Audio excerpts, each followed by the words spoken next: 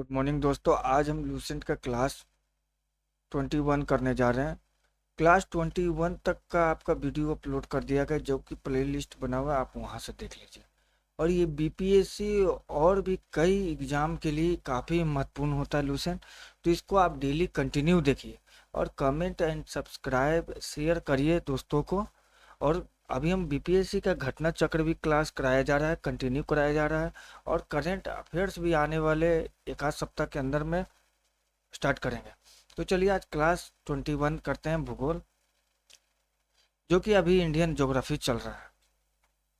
Indian geography में भारत की मिट्टी, आपका जो प्लेलिस्ट बना हुआ है आप उस वहाँ शुरू से देखिए तो वर्ल्ड ज्योग्राफी से लेके आपका इंडिया के ज्योग्राफी तक पहुँच चुके हैं। तो आप वहाँ देखिए। और बीपीएससी का फॉर्म भी भरा जा रहा है, तो आप डेली उसे भर लीजिए। आपका 30 जून तक लास्ट डेट है। तब भारत की मिट्टी, मिट्टी के अध्ययन के विज्ञान को मृदा विज्ञान, पेडोलॉजी कहा जाता है। भारतीय कृषि अनुसंधान परिषद ने भारत की मिट्टियों को 8 वर्गों में विभाजित किया है, जो निम्न है। जलोढ़ मिट्टी, यह नदियों द्वारा लाई गई मिट्टी है। इस मिट्टी में पोटास की बहुलता होती है, लेकिन नाइट्रोजन, फास्फोरस और ह्यूमस की कमी होती है। यह भारत का सबसे उपजाऊ मृदा है। यह मिट्टी भारत के लगभग 22% क्षेत्रफल पर पाई जाती है। भारत का संपूर्ण उत्तरी मैदान, तटीय मैदान जलोढ़ मिट्टी का बना। यह दो प्रकार की होती है, बागर और खादर। जलोढ़ मृदा जो होती है दो प्रकार की होती है, एक बागर एक खादर। पुराने जलोढ़ मिट्टी को बागर तथा नई जलोढ़ मिट्टी को खादर कहा जाता है।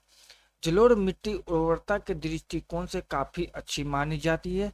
इसमें धान, गेहूं, मक्का, तिलहन, दलहन, आलू आदि फसलें उगाई जाती है। दूसरा, काली मिट्टी, इसका निर्माण बेसाल्ट चट्टानों के टूटने फूटने से होता है। इसमें आयरन, चूना, एल्युमिनियम, मैग्नीशियम की बहुलता होती है। इस मिट्टी का काला रंग टिटेनोफेरस, मैग्नेटाइट एवं जीवांश की उपस्थिति के कारण होता है।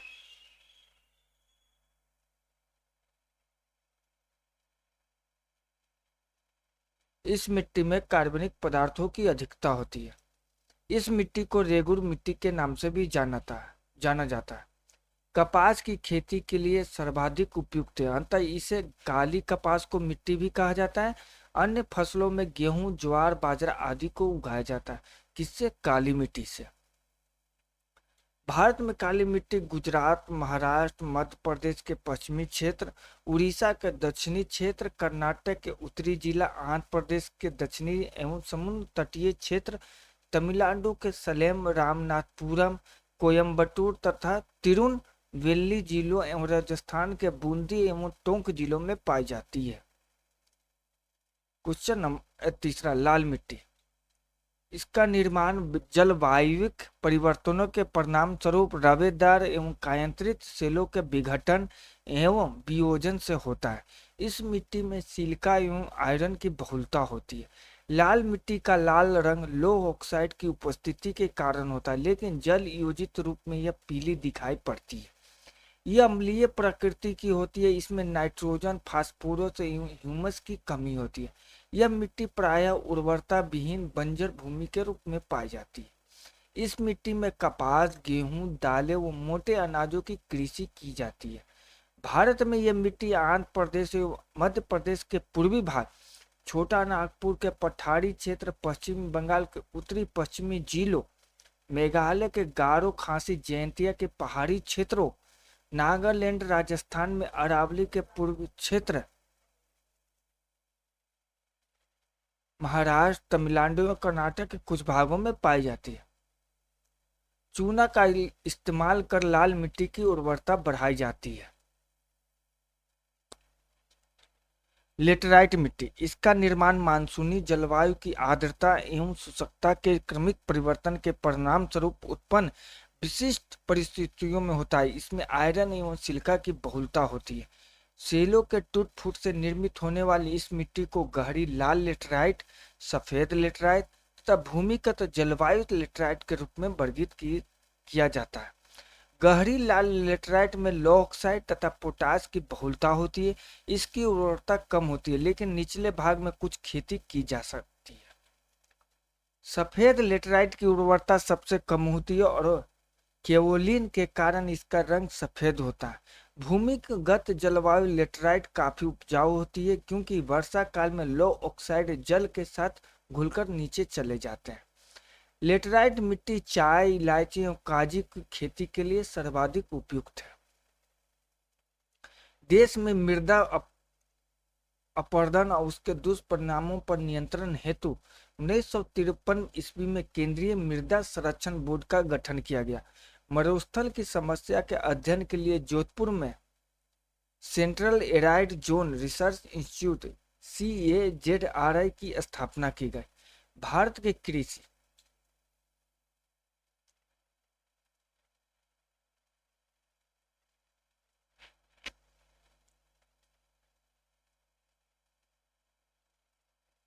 भारत के कुल क्षेत्रफल का लगभग 51% भाग पर कृषि की।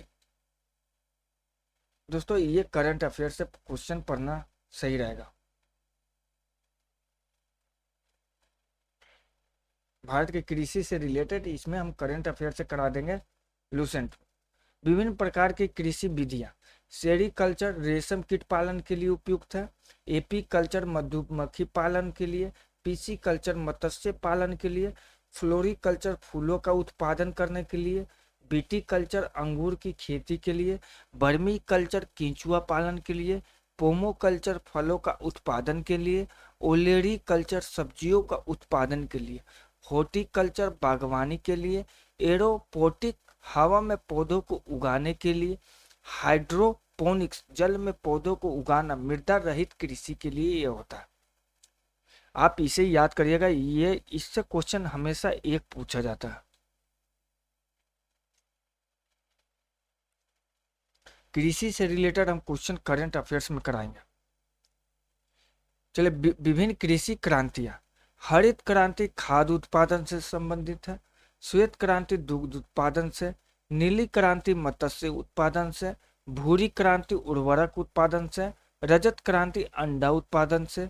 पीली क्रांति तिलहन उत्पादन से। कृष्ण क्रांति बायोडीजल उत्पादन से। लाल क्रांति टमाटर या मांस उत्पादन से। गुलाबी क्रांति झींगा मछली उत्पादन से। बादामी क्रांति मसाला उत्पादन से। सुनहरी क्रांति फल उत्पादन से। अमृत क्रांति नदी जोड़ो परियोजना से। गोल क्रांति आलू उत्पादन से। स्वर्ण क्रांति बागवानी से। खाकी क्रांति चमड़ा से रिलेटेड है।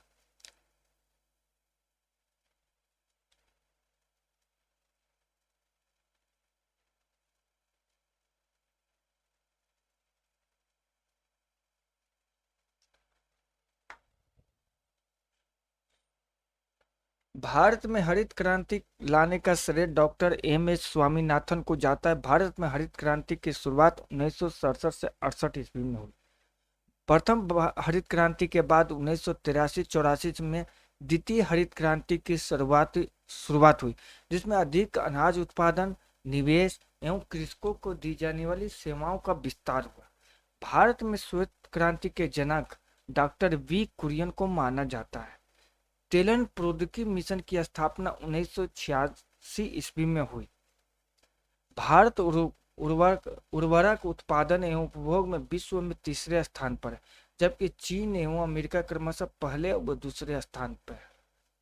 भारत नाइट्रोजनी उर्वरकों की अपनी खपत का 94% एवं फास्फेटी उर्वरकों की खपत 82% का उत्पादन करता है। पोटेशियम उर्वरक का पूरी तरह आयात किया जाता है। आम, केला, चीकू, खट्टे नींबू, काजू, काली मिर्च, नारियल, अदरक, हल्दी के उत्पादन में भारत का स्थान विश्व में पहला है। फलों एवं सब्जियों के उत्पादन में भारत का स्थान विश्व में दूसरा और प्रथम चीन का है। विश्व में तंबाकू का सबसे बड़ा उत्पादक एवं उपभोक्ता चीन, उत्पादन में भारत का स्थान तीसरा है। तंबाकू की पत्तियों को सुखाने की प्रक्रिया को क्यूरिंग कहते हैं, जिसमें पत्तियों में वांछित रंग, गंध आदि के गुणों का विकास होता है। भारत में चाय की खेती 1840 ईस्वी में असम की ब्रह्मपुत्र घाटी में प्रारंभ हुई। चाय की पत्तियों में कैफीन तथा टेनिन की प्रचुरता पाई जाती है। भारत में सर्वोत्तम चाय दार्जिलिंग में पैदा की जाती है। विश्व प्रसिद्ध उलंग की चाय ताइवान में पैदा होती है। सबसे उच्च कोटि का कहवा अरेबिका होता है। कहवा की अन्य दो किस्में हैं, रोबस्ता और लिब्रेका। मक्का में हाइट बर्ड एवं धान में खेरा रोग जस्ता की कमी के कारण होता है। भारत में फूलों की खेती का 99% आर्किड से प्राप्त होता है। आर्किड एक रंगीन एवं मनमोहक पुष्पीय पौधा है। इसका प्रयोग मुख्य रूप से इत्र निर्माण में, सजावट के रूप में, खाद के रूप में तथा परंपरागत दवाइयों के निर्माण में किया जाता है। भारत में इसकी खेती उत्तरी पूर्वी जलवायु क्षेत्रों में की जाती है।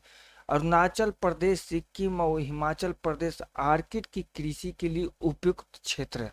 अरुणाचल प्रदेश को आर्किड स्टेट के रूप में भी जाना जाता है। ग्वार अथवा क्लस्टर चीन बीन एक लेगुमिनियम फसल है। ग्वार के बीज ग्वार गोद की उत्पन्न करने के लिए कच्चे पदार्थ के रूप में प्रयुक्त होते हैं। वैश्विक स्तर पर तेल और गैस उद्योग द्वारा इसका प्रयोग हाइड्रोलिक फ्रैक्चरिंग तकनीक में किया जाता है। वर्तमान में शेल गैस के निष्कर्षण के लिए ग्वार गोंद की उच्च मांग। भारत विश्व में ग्वार गोंद का सबसे बड़ा उत्पादक है। राजस्थान ग्वार गोंद का सबसे बड़ा उत्पादक राज्य है। कुल फसलों में राज्यों का क्रम। कुल खाद्यान्न उत्तर प्रदेश प्रथम स्थान है, द्वितीय स्थान पर मध्य प्रदेश और तृतीय स्थान पर पंजाब है। कुल दलहन में मध्य प्रदेश महाराष्ट्र द्वितीय और राजस्थान तृतीय है।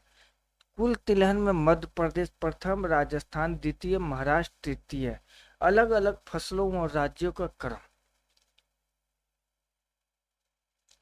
चावल पश्चिम बंगाल, उत्तर प्रदेश और पंजाब, मतलब पहले नंबर पर पश्चिम बंगाल है, दूसरे नंबर पर उत्तर प्रदेश और तीसरे नंबर पर पंजाब। गेहूं उत्तर प्रदेश, मध्य प्रदेश, पंजाब। बाजरा राजस्थान, उत्तर प्रदेश, गुजरात। मक्का महाराष्ट्र, कर्नाटक, मध्य प्रदेश। चना मध्य प्रदेश, महाराष्ट्र, राजस्थान। अरहर महाराष्ट्र, कर्नाटक, मध्य प्रदेश। मसूर उत्तर प्रदेश, मध्य प्रदेश, बिहार। मूंगफली गुजरात, राजस्थान, आंध्र प्रदेश। सरसों राजस्थान, हरियाणा, मध्य प्रदेश। सोयाबीन मध्य प्रदेश, महाराष्ट्र, राजस्थान। सूरजमुखी कर्नाटक, उड़ीसा, आंध्र प्रदेश। कपास महाराष्ट्र, गुजरात, तेलंगाना। जूट पश्चिम बंगाल, बिहार, असम। आलू में उत्तर प्रदेश, पश्चिम बंगाल, बिहार।